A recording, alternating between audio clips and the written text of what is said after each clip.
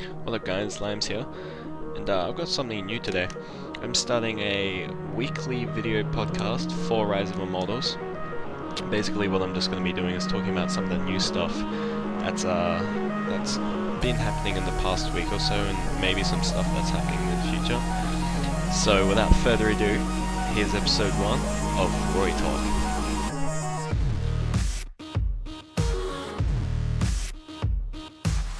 Now, this week we got a few things that I'm going to be talking about. First thing is just the Steam release, which happened actually a while ago, but I haven't talked about it, and I want to because there's a few things I want to bring up in regards to that. The second thing is Talia, the newest immortal.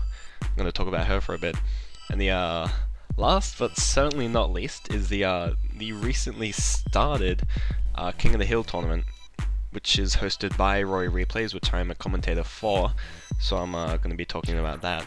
And then I'll end it up with just some rumors and just some things that are probably going to happen in the future, which, if you've been paying attention to the forums, you'd probably have picked up. So starting off with the Steam release, Rise of Immortals was released on Steam, I believe on the 30th of September, so that was about 3 weeks ago. Now this is a bit late, but I want to talk about this anyway.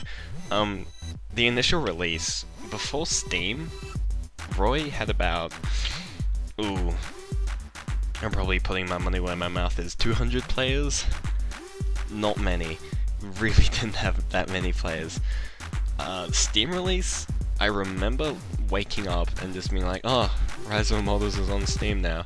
I log in, there's at least 1,500 players at one time, like at one point in time.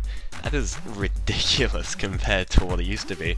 I used to go on in the afternoon and like there'd be 30 people on in total, and you go on now and even when it's completely the opposite of peak time, when you expect 0 5v5 games to be running, there's at least a few hundred people on with a few 5v5 games running, and queue times have drastically dropped.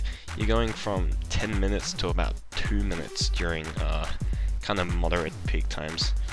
Another thing the Steam release has brought, unfortunately, is a little bit of sourness in the community. This was kind of inevitable. Most of us were kind of expecting it. We were kind of thinking, if the game's going to get this many players, there are going to be some bad people coming along, and there were. I mean, for the first few weeks, there were trolls, there were people using dumb names like HotshotGG and stuff we've already seen before. So I guess that came, but most of it's gone now. I mean, there are still some sourness, there are still some trolls, there are still people who just AFK in games, and the forum is full of it. Petroglyph knows this, they're fixing it. Yeah, just sourness in general. The newer community that came with the Steam people, at least this kind of serious players who only just found out about the game because of Steam, and they're just coming to play it like I guess I did during open beta, they kind of having the same issues with the game in terms of balance that we did, like all the way back when, like things like, oh, Icor is overpowered and Psychozen should get nerfed again, just kind of crap that we kind of thought was true, but then we kind of realized it's not. So that'll probably blow over eventually. It kind of has again, like I've said. This happened about 3 weeks ago, most of it's gone. I just wanted to talk about it because it's kind of interesting. You've also got the issue with EXP pots. People think that their level equals their skill, when it really doesn't. If anything, your elo equals your skill, because that's what elo is meant to be. Not many people even know that elo exists in the first place. The fact that if you press insert, it brings up the leaderboard which has your elo, which is a better indication of your skill than your level. And especially with EXP pods, how they can stack so easily. You can hit level 50 in a few days, when back in beta, hardly anyone was level 50. And if you were, you were probably PvE grinding because 5v5 games hardly existed. So there are heaps of people who are potting to level 50 and then just thinking they're amazing, and then other people being scared of them when you really shouldn't. There are a lot of complaints on the forum of people going, "Oh, I'm sick of being put against level 50s when I'm level 35. It's so unfair." And it's not. I'm gonna say it now. It really isn't that unfair. If you know how to play the game and you're good, you'll do fine. My Sakuzin, which I main, he's only level 36 at the moment, and I destroy people. Like, I'm easily beating level 50s. Why? Because I'm better than them. It's that simple. If you're better than someone, you'll beat them. The only time that levels becomes an issue is if you're level 12 and they're level 30, that's an issue. But if you're level 30 something and they're level 50, there isn't that much of a gap. You've got your signature, you've got your level 18 mastery, you've got probably most of your champion tree, and you're starting to build into another tree. You're fine against them. And the last thing, which is a positive, thank you, there is a positive to this Steam release. The competitive scene has actually picked up quite a bit. There are people who still think that, oh, this game has no competitive scene, there won't be one, the game's too small. Wrong. There is a competitive scene, it exists, you're just not looking for it, and it kinda hasn't been given the time to come through. There are good players in the game, and things like the new COF tournament, I know there's an in-house league coming out, which I might talk about in another episode. Stay tuned for that. There are things coming out to get the competitive community going. It does exist, we just need to get it going. That's it with the Steam release. Overall, it needed to be put on Steam. It was slowly dying, and it went on Steam, just exploded in terms of player base. And it's sitting in a good place right now, I think. So, without further ado, as I read through my notes here, we're going to talk about Talia for a bit. Talia was released 2 weeks ago, 1 week ago. How many weeks ago? The newest model, Terrazzo model, she, like Trovok, she doesn't use mana, but instead of having ridiculously high cooldowns, which she still has some fairly high cooldowns, she uses her health, basically, to cast abilities. So she's kind of like Lazarus, except better.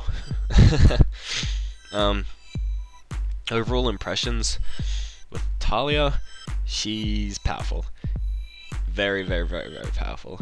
If you get her remotely farmed, she can easily carry a team, or at least hold more than her weight in team fights.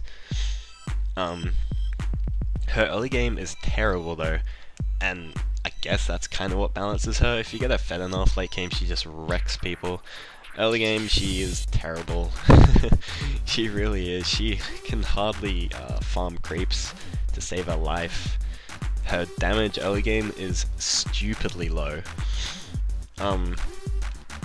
There's lots of debate going on whether you should build Talia full damage or half damage, half defense, like you would build Zai or Kairi. And to be honest, you should be building defense. I mean, she is weak, and most people would argue, but so is Nisus. But Nisus has a ranged attack, Talia doesn't. So, I said this in the thread somewhere, I argued it, where Talia is mechanically at a disadvantage compared to someone like Nisus, because you're forced to run into team fights in the middle of things, in the middle of all the AoE ultimates, to get kills. Someone like Nisus doesn't have to do that. She can sit outside them fight and just right-click things and they die. So you really should be building defense on Talia, or you will disintegrate instantly. And lifesteal only goes so far. Lifesteal isn't an excuse to not build defense, because lifesteal isn't a defensive measure, and it's a farming offensive measure. It's not defensive at all. People who say, oh, but I can out lifesteal the damage that's done to me. It's like, you do that when you're being destroyed by 5 mages. So, yeah. On the topic of Talia in team fights, her ultimate is insane. Her ultimate is probably one of the best initiation abilities currently in the game, just because of the fact that it's basically a Zai ultimate, but 20 times better. You're picking out a single target, and instead of just running in and killing them then dying like you would with Zai, you're pulling them towards you. It's just better in general. She can 1v1 other carries super easily because of just her ridiculous lifesteal and the fact that she can build defensively while still maintaining a high damage output, because she has a damage buff, she has an attack speed buff, she has an immobilize, she has all these utility abilities, which means you don't have to build full offensive on her. You can, and sure, you'll be destroying people, but you'll die instantly. So don't build full offense on Talia, I don't want to see it. Put some defense on her, just please. Lane partners with Talia. One thing I've noticed is that Vezin is good with Talia. Vezin has so much CC early game, Talia has so much CC early game, that it kind of makes Talia good. I don't want to say that because Talia can never be good early game, but it makes her better. Another good lane mate, I guess, would be any kind of support, so Aizen, Icor, Psychozin. Props to Psychozin though, because Psychozin is awesome, and anyone with Psychozin wins lanes. Another good pick would be, I guess, Tatiana, because anyone with Tatiana is good, but Tatiana on her own is terrible. So I don't know why you're picking a Tatiana. Tatiana scales off too fast, but I will talk about that in another episode. So that's Talia. Overall, I think she's good. If I was to do something to her to make her, I guess, better, or just kind of balance her, I say this with a lot of people, take her late game damage, put it into her early game. Just give her something to do early game, because right now all she does is die and sit in the brush. That's the only thing you can do in Talia up to level 6, and it is boring to lane with, it's boring to play, and it's boring, and it's not powerful. So yeah, that's what I would do with Talia. Moving right along, the King of the Hill tournament. This is the big stuff. This is the first tournament since open beta. The last tournament we had was I believe the original King of the Hill game, which was actually just a single game. It wasn't even a tournament because we didn't have enough teams. That was between To Be Decided and Immortal Sex Gods, which was an interesting team to say the least. Team TBD just destroyed them. Call me biased, but Team TBD wrecked them. It was pretty much a pub stomp. So technically they're standing as the current kings for this tournament. So we don't know what we're going to do with them. But basically, the King of the Hill tournament, the first tournament since open beta, first tournament in released version of Rise of the Immortals. Basically, how we're going to run it is we have 8 teams currently, and we're going to be running them through a double elimination, which is basically to get completely knocked out of the tournament, you need to lose twice. When you lose a game, you go into the losers bracket, which gives you a second chance to make your way to the winners bracket and fight out in the finals. Once we get the winner from this tournament, they become the king. Basically, what the king does is act all cool, and once we host the next tournament, they won't be allowed to sign up. They will basically automatically be in the tournament, but they won't play through the double elimination like all the other teams do. The winner from that double elimination then goes on to play the king and tries to take their place as the king. So we have this kind of like, you're the best team, let's try and put another team against you, see if they can beat you. Instead of just rerunning the double elimination, which kind of loses the name of King of the Hill and just means, yeah, we're doing another tournament, how about you guys sign up? This adds a bit more interest in re-signing up, as you really just want to take that king place. We've also got plans to integrate this with Petroglyph's seasons, which I believe an announcement may be coming up soon. I'm not going to talk about it because I don't know if I'm allowed to. You heard it here first. So, yeah, the first match is planned for the 29th of October, or somewhere around there. Sign-ups ended today, or yesterday, depending on when I upload this video. And, so we had 8 teams sign up, which was actually good. We were only expecting 4 teams to sign up. We wanted 6, and we got 8. I mean, props to you guys. You're the community who signed up. You're the guys who let us do things like this. And we might actually bump up the prizes because of what you guys have kind of done. But anyway, the current prizes which we've planned is some Petro coins for the winning team. And we're not talking like 200 Petro coins like you get for doing a survey. We're talking 2,000 Petro coins each. We're giving away so much crap, it's ridiculous. And Steam keys for some of Petroglyph's games, like Guardians of Graxia and I believe maybe Universal War, unless that's a 360 game and I'm getting confused. I don't know. Some Petroglyph games on Steam, because a lot of you guys came from Steam and we figured, why not? Also, a listed prize was maybe an interview on this podcast. Depends what you guys feel like. I don't know. I'm making this podcast right now. If you guys like it, you can come on here if you really want to. So, yeah, that's the King of the Hill tournament. We have 8 teams, so this will probably run for a while. We were planning on casting all the games, but then we're like, there's a lot of games, we're not going to be able to cast all of them.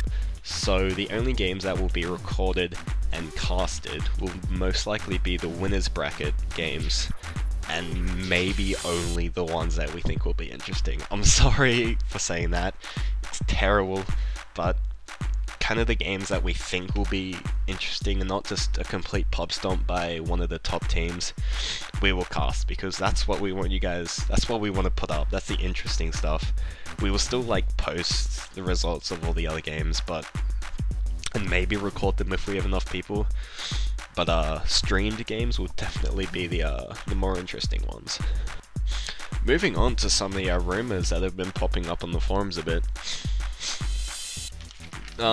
First up, we have the new immortal called PyCon, which it's been a few I guess theories on what he's gonna be like.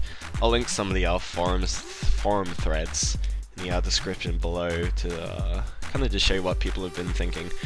My opinion, so we know he has an axe, and we know he's probably a bull of some sort, so right at the top of my mind, he's a tank.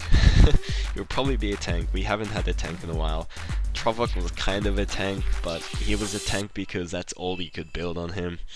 So I think this guy might actually be a main tank. Hopefully something like a Sculpix tank, like someone who actually is a tank, not just like Trovok and all the mages.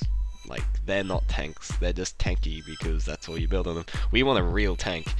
We want someone who actually has a lot of armor and actually like kind of gets more powerful because of it. Anyway, so PyCon theories, I'll put them in the description. Some of them are pretty interesting and some of them are actually make some kind of sense.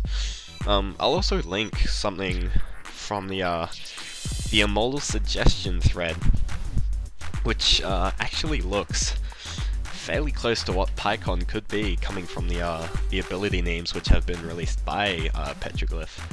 So who knows, this might actually be a community immortal that we have, or at least a modified version of it. But yeah, that'll be interesting. PyCon probably get released, what am I gonna say? Not this week. I don't think it will be this week. Reasons, we have the King of the Hill tournament coming up, and Petroglyph knows this, and they've basically said, if you guys want us to push back immortal releases or big balance patches because of Koth games, we will. We haven't said anything. We think, I have a feeling they might push back PyCon because of the Koth games. If not, the competitive teams will probably complain about it. So who knows? PyCon, in my opinion, probably going to be next week, early next week. Another feature which is coming up and has actually been confirmed by Trovok on the forums is a solo queue feature, so you don't have to go against pre-made games anymore, so you can stop complaining on the forums about it. There are a good 4 or 5 threads, each with a good few amount of pages of just people basically complaining about, oh, pre-mades are overpowered, and people shouldn't like group up with low levels just to get low level randoms, and it's all over the place. It's stupid, but I'm glad they're doing something about it. I usually play with not a full primo, but with some friends, and we do pub stomp a lot, so yeah, I'm kind of the terrible side. You guys can hate me, I don't really care. But yeah, going against premates, I've done it, it's not fun, no one likes it. Solo mode, awesome. Trovok confirmed this on the forum, so that's cool. And that's all I have listed for upcoming features. And that's all we have for today for RoI Talk. I hope you've enjoyed it. Come back next week where we'll be talking about some other things, I guess. This has been Limes for RoI Talk. I'll see you guys later.